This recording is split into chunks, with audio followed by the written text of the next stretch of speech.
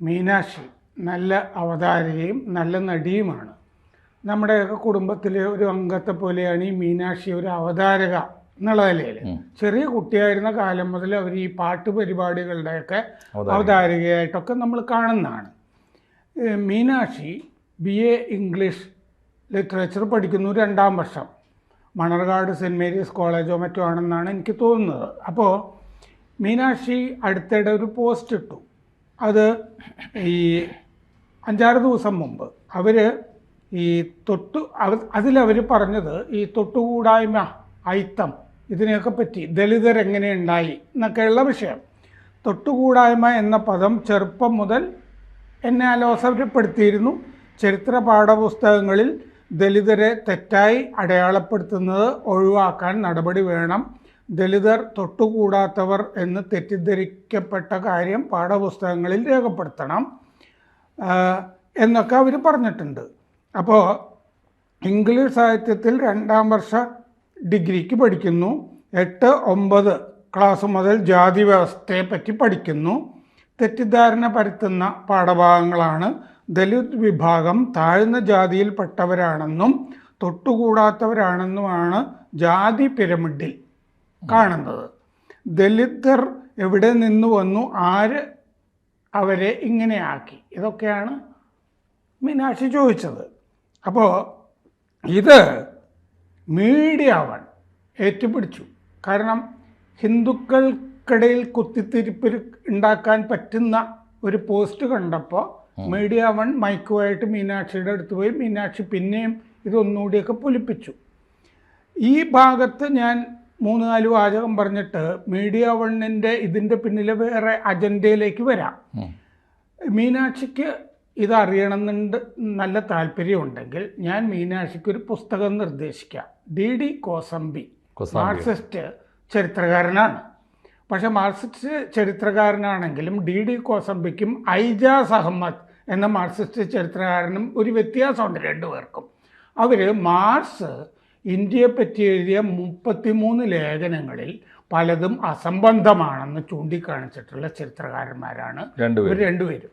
അപ്പോൾ കോസംബി എഴുതിയിട്ടുള്ള an introduction to the study of Indian history എന്ന് പറഞ്ഞ പുസ്തകം മാക്മില്ലൻ പ്രസിദ്ധീകരിച്ചിരിക്കുന്നതാണ്. എൻ്റെ കണ്ണ് തുറപ്പിച്ചിട്ടുള്ളൊരു പുസ്തകമാണിത്. മാർക്സിസ്റ്റ് ചരിത്രകാരന്മാർ പല വൃത്തികേടുകളും കേരളത്തിലെ മാർക്സിസ്റ്റ് ചരിത്രകാരന്മാർ എഴുതുമെങ്കിലും കോസംബി കാര്യമായിട്ടാണ് എഴുതിയിരിക്കുന്നത്. അദ്ദേഹം ഒന്നാമത് ഈ ചാതുർവർണ്ണ്യം എന്ന് പറയുന്നതും ജാതി എന്ന് പറയുന്നതും രണ്ടും രണ്ടാണ്. ചാതുർവർണ്ണ്യം 4 വർണ്ണം എന്ന് പറയുന്നത്, കോസംബി പറയുന്നത് ഇന്ത്യ ആ കാലത്ത് ഒരു സെൽഫ് സസ്റ്റെയിൻഡ് സൊസൈറ്റി ആണ്. ചാതുർവർണ്ണ്യം 4 ഉള്ളൂ, ജാതിയൊക്കെ പിന്നെയല്ലേ വരുന്നത്. കാരണം എന്താണെന്ന് വെച്ചാൽ സമൂഹത്തിൽ ആശാരി വേണം, കൊല്ലം വേണം, തൊഴിൽ വിഭജനം ആണ് അത്. അങ്ങനെ അതൊരു സെൽഫ് സിസ്റ്റം പരസ്പരം സഹായിച്ച് കൊണ്ട് മുന്നേറി നീങ്ങിയ ഒരു സ്വയം പര്യാപ്ത സമൂഹമായിരുന്നു അത് എന്നാണ് കോസംബി അതിൽ പറഞ്ഞിരിക്കുന്നത്. കൂടുതൽ വിശദാംശങ്ങൾ, കണക്കും കാര്യങ്ങളും ഓരോരുത്തരും എങ്ങനെ പരസ്പരം അവർ തമ്മിൽ ഏറ്റുമുട്ടുകയല്ല ചെയ്തിരുന്നത്. രാജാവ് മുഴുവൻ താഴെയുള്ള ആശാരി വരെ സഹായിച്ച് അങ്ങോട്ടും ഇങ്ങോട്ടും പൈസയൊക്കെ കൊടുത്ത് ആണ്. ഇനി മറ്റേ ഭഗവത്ഗീതയിൽ ഭഗവാൻ പറയുന്നതായിട്ട് ചാതുർവർണ്ണ്യം മയാ സൃഷ്ടം, ഞാനാണ് ചാതുർവർണ്ണ്യം ഉണ്ടാക്കിയതെന്നുള്ള ഒരു വാചകം മാത്രമാണല്ലോ സാധാരണ ഉദ്ധരിക്കുക. 2ാമത്തെ വാചകം ഗുണകർമ്മ വിഭാഗശഃ എന്നുണ്ട്, തൊഴിൽ വിഭജനമാണെന്ന് അതിൽ തന്നെ പറഞ്ഞിട്ടുണ്ട്. അങ്ങനെയാണ് ചാതുർവർണ്ണ്യം, അതിനു വേണ്ടിയിട്ടാണെന്ന് അതിൽ തന്നെ പറയുന്നുണ്ട്. അത് തന്നെ പറഞ്ഞുകൊണ്ടിരുന്നാൽ നമ്മുടെ സമയം പോവും. അപ്പോൾ അതുകൊണ്ട് ഇതിന് തൊട്ട് മുമ്പ് ഒക്ടോബർ 10-ാം തീയതി ഇവർ നായികയായിട്ടുള്ള മീനാക്ഷി നായികയായിട്ടുള്ള ഒരു മലയാള സിനിമ ഇറങ്ങി. ഇന്ദ്രൻസ് നായകനും. പ്രൈവറ്റ് എന്നാണ് സിനിമയുടെ പേര്. പ്രൈവറ്റ് എന്ന് പറഞ്ഞ സിനിമയുടെ ആദ്യത്തെ 20 മിനിറ്റ് ഇവരൊരു മുസ്ലിം പെൺകുട്ടിയായിട്ടാണ് അഭിനയിക്കുന്നത്. മലപ്പുറത്തെ പെൺകുട്ടികൾ പലതരത്തിലും അനുഭവിക്കുന്ന ദ്രോഹങ്ങൾ, സമുദായത്തിൻ്റെ അകത്ത് പീഡനങ്ങൾ, ഇതാണ് ആ സിനിമയിലുള്ളത്. അപ്പോൾ രാഷ്ട്രീയ ബോധമുള്ള ആളാണ് ഇതിൽ ഇന്ദ്രൻസ് അവതരിപ്പിക്കുന്ന ബാലൻ മാരാർ എന്ന് പറഞ്ഞ കഥാപാത്രം. സ്വതന്ത്ര ചിന്താഗതിയുള്ള മുസ്ലിം പെൺകുട്ടിയാണ് അഷിത ബീഗം. ഈ അഷിത ബീഗത്തിനെയാണ് മീനാക്ഷി അവതരിപ്പിക്കുന്നത്. അപ്പോൾ വീട്ടിലെ ഈ പീഡനം സഹിക്കവയ്യാതെ ഉടനെ കല്യാണം കഴിക്കണം എന്നൊക്കെയുള്ള സമ്മർദ്ദം വരികയാണ് ഈ കുട്ടിയുടെ മുകളിൽ. കുട്ടിക്ക് പഠിക്കണം എന്നൊക്കെ ഉണ്ട്. അങ്ങനെ വീട്ടിൽ നിന്ന് ഒളിച്ചോടുന്ന ഈ കുട്ടി ഈ ബാലന്മാരെ ഇന്ദ്രൻസിനെ കണ്ടിട്ട് രണ്ടുപേരും കൂടിയിട്ടുള്ള യാത്രയാണ്. യാത്രയിൽ നടക്കുന്ന സംഭവങ്ങളാണ് പിന്നത്തെ സിനിമ. പക്ഷേ ആദ്യത്തെ 20 മിനിറ്റ് ഈ മലപ്പുറത്ത് മുസ്ലിം വീടുകളിൽ നടക്കുന്ന നേരത്തെ കല്യാണം കഴിപ്പിച്ചയക്കുന്ന ഇങ്ങനത്തെ സംഭവങ്ങളാണ് അതിൻ്റെ അകത്തുള്ളത്. ഇത് മലയാള മനോരമ മാക്സിലുണ്ട്.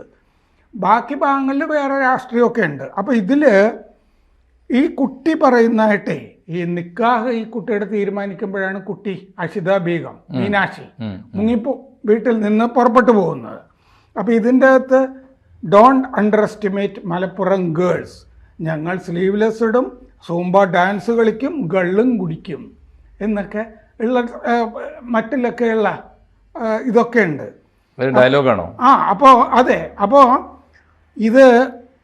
ഇതൊക്കെ ഈ 20 മിനിറ്റ് മുസ്ലിം പെൺകുട്ടികളെ നേരത്തെ കെട്ടിച്ചയക്കുന്നത്, പഠിപ്പിക്കാതിരിക്കൽ, ഇങ്ങനത്തെ ദ്രോഹങ്ങളെ പറ്റി പറയുന്ന മീനാക്ഷിയുടെ സിനിമ ഇരിക്കെ, അത് പ്രദർശിപ്പിച്ചുകൊണ്ടിരിക്കെ ആണ് മീഡിയ വൺ മൊത്തത്തിൽ മീനാക്ഷിയെ ഒന്ന് വെട്ടിയത് ഈ അവരുടെ പോസ്റ്റ് ഉപയോഗിച്ചിട്ട്.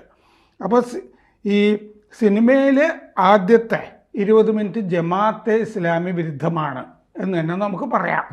അപ്പോൾ അവിടെയാണ് ജമാഅത്തെ ഇസ്ലാമിയുടെ അജണ്ട ഇങ്ങനെ കയറി മീനാക്ഷിയിൽ പ്രവർത്തിച്ചത്. അപ്പോൾ മലപ്പുറത്തെ ന്യൂ ജനറേഷൻ മുസ്ലിം പെൺകുട്ടികളിൽ പെട്ട ആളാണ് ഈ അഷിത ബീഗം, മീനാക്ഷി അവതരിപ്പിക്കുന്ന കഥാപാത്രം. അപ്പോൾ അതിൽ പറയുന്നുണ്ട്, മലപ്പുറം പെൺകുട്ടികൾ കല്യാണം കഴിച്ച് വീട്ടിലിരിക്കുന്നവരല്ല ഇപ്പോഴത്തെ പെൺകുട്ടികൾ. നിക്കാഹ് കഴിഞ്ഞിട്ട് നിൻ്റെ ഡ്രീം പഠിക്കാൻ പൊക്കോ എന്നാണ് വല്യമ്മാമ പറയുന്നത്. നിൻ്റെ ഡ്രീം നിക്കാഹ് കഴിഞ്ഞിട്ട് മതി എന്നാണ്. അപ്പോൾ പക്ഷേ ആദ്യത്തെ മോൻ +2 പഠിക്കുന്ന പെൺകുട്ടിയെ കെട്ടിക്കൊണ്ടുവരികയും ചെയ്തു. ആദ്യത്തെ മോൻ +2 പഠിക്കുന്ന കുട്ടിയെ. അവളിപ്പോൾ 4 കുട്ടികളെ നോക്കി വീട്ടിലിരിപ്പാണ്. മുസ്ലിം പെൺകുട്ടികൾ ആവശ്യപ്പെടുന്ന പ്രൈവറ്റ് എന്ന് പറഞ്ഞാൽ സ്വാതന്ത്ര്യം, അതാണ് ഇതിൽ പ്രൈവറ്റ് എന്ന് പറയുന്നത്. അവരുടെ സ്വകാര്യതയും കാര്യങ്ങളുമാണ് വിഷയം. പണ്ടൊക്കെ കുട്ടികളെ സ്കൂളിൽ പോലും വിടില്ലായിരുന്നു. ഇതിൽ പറയുന്നുണ്ട്, നിന്നെ ഉമ്മ ഇത്രയും പഠിപ്പിച്ചില്ലേ, അത് തന്നെ വലിയ കാര്യം. സ്കൂളിൽ എനിക്കാരുടെയും കീഴിൽ ജീവിക്കണ്ട, ജോലിയായി ഞാൻ ഒരുത്തനെ കണ്ടുപിടിച്ച് കെട്ടിക്കോളാം എന്നിതിൽ ഈ ബീഗം പറയുന്നുണ്ട്. മീനാക്ഷി മീനാക്ഷി. അപ്പോൾ മീനാക്ഷി ഒരു പ്രധാനപ്പെട്ട മുസ്ലിം പെൺകുട്ടിയെ അവതരിപ്പിച്ചിട്ടുണ്ട് ഈ ഒക്ടോബറിൽ. ആ സിനിമ ഇറങ്ങുകയും ചെയ്തിട്ടുണ്ട്. അപ്പോഴാണ് അവളിട്ടടിക്കുന്നത്. മീനാക്ഷിയെ ഇങ്ങനെ സമൂഹത്തിൽ ഇരിക്കുന്നതിന് പകരം അവർ ഹിന്ദുമതത്തിനെ ചോദ്യം ചെയ്തു എന്ന് വരുത്താനുള്ള അജണ്ടയുമായിട്ട് മീഡിയ വൺ ഇറങ്ങി തിരിച്ചത്. അത് സത്യത്തിൽ മീനാക്ഷിക്ക് ഗുണം ചെയ്യുന്ന ഒരു നിലപാടാണ്. കാരണം മീനാക്ഷി സ്വന്തം സമുദായത്തിലെ അനിഷ്ടങ്ങൾ, അവർക്ക് ഇഷ്ടപ്പെടാത്ത, അവർക്ക് യോജിക്കാനാവാത്ത എലമെൻറ്റ്സ് തുറന്നു പറഞ്ഞ ഒരു പെൺകുട്ടി ആയിരിക്കെ തന്നെ മുസ്ലിം സമുദായത്തിലെ അനാചാരങ്ങൾക്കെതിരായി വളരെ രൂക്ഷമായി പ്രതികരിക്കുന്ന ഒരു കഥാപാത്രത്തെ അവതരിപ്പിക്കുകയും ചെയ്തല്ലോ. ആ അർത്ഥത്തിൽ അവർക്ക് കുറേ കൂടി പൂർണ്ണത കിട്ടുകയാണ്. അതൊന്നും എനിക്ക് തോന്നുന്നത് അതൊന്നും ആലോചിച്ചിട്ടാവില്ല. ഒരു പക്ഷേ ആ സിനിമ കണ്ടിട്ടുണ്ടാവും. ആ സിനിമ ഇപ്പോൾ മീഡിയ വണ്ണിൻ്റെ ആരെങ്കിലുമൊക്കെ കണ്ടിട്ടുണ്ടാവാം, സംശയമില്ല. അതെ. അപ്പോൾ ആ സിനിമ കാണുമ്പോൾ ഒരു പക്ഷേ അവർക്ക് പൊള്ളിയിട്ടുണ്ടാവും. അതെ. പക്ഷെ ഞാൻ ചോദിക്കുന്നത്, എന്തിനാണ് ഈ പൊള്ളുന്നത്? സമൂഹത്തിലെ യാഥാർത്ഥ്യങ്ങൾ, പ്രത്യേകിച്ച് ജീവിത യാഥാർത്ഥ്യങ്ങൾ, പ്രത്യേകിച്ച് പെൺകുട്ടികളുടെ വേദനകൾ, അത് കാണുമ്പോൾ ഏത് കാലത്താണ് കലാകാരൻ്റെ മനസ്സ് ഇളകാത്തത്? എന്നാണത് പ്രതികരിക്കാത്തത്? അത് ഏത് കാലത്ത്? നമ്മളെപ്പോഴും പറയാറില്ലേ, ഇപ്പോൾ E.K. അയമു തൊട്ട് K.T. മുഹമ്മദ് വരെയുള്ള നാടകകൃത്തുക്കൾ എന്താ പറഞ്ഞുകൊണ്ടിരുന്നത്? നല്ല മനസ്സിലാക്കാൻ നോക്ക്. അത് തന്നെയാണ് പറഞ്ഞത്. അത് തന്നെയാണ് ഇപ്പോൾ ഇവരോട് എല്ലാ കാലത്തും പറഞ്ഞുകൊണ്ടിരിക്കേണ്ടത്. ഇജ് നല്ലൊരു മനസ്സിലാകാൻ നോക്കുമെന്ന് ആദ്യം പറയാം. അതുപോലെ തന്നെയല്ല PA മുഹമ്മദ് കോയ തൊട്ട് NP മുഹമ്മദും പുനത്തിൽ കുഞ്ഞബ്ദുള്ളയും തൊട്ട് ഈ UA ഖാദർ വരെയുള്ള ആളുകൾ, പള്ളിക്കര വി പി മൊയ്തീൻ ഉൾപ്പെടെയുള്ള ആളുകൾ എന്താണ് ഇവരൊക്കെ എല്ലാ കാലത്തും എഴുതിയത് എന്താണ്? അതാത് സമുദായത്തിലെ വേദനയല്ലേ എഴുതിയത്? അത് തന്നെയാണ് മുസ്ലിങ്ങളായ പെൺകുട്ടികൾ എഴുതിയത്.